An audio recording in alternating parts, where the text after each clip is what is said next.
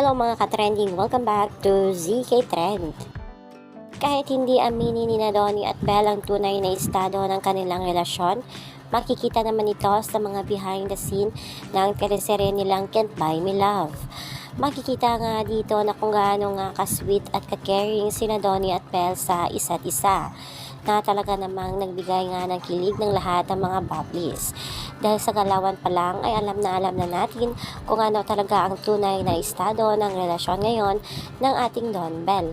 Makikita nga dito sa post ni Alora Sasam na kung saan may pagkarga naman o may pag-figure na naman ito ang ating Donnie at Belle sa susunod nga na episode ng Can't Buy Me Love sa isang sport-related scene. Tila ba ay sanay na itong ating Donnie sa pagkarga nga kay Belinda. Kaya naman ang post na ito ni Alora ay nagbigay nga ng samot-saring reaksyon ng mga bubblies.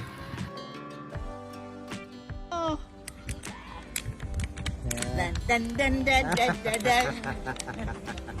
May injured may injured. Rain foot incoming. Dan dan dan dan dan dan dan. Tingnan natin. Parang hindi pa eh.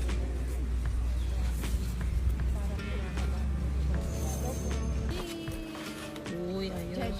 Ikaw lang yung tingnan niya sa amin. Tingnan.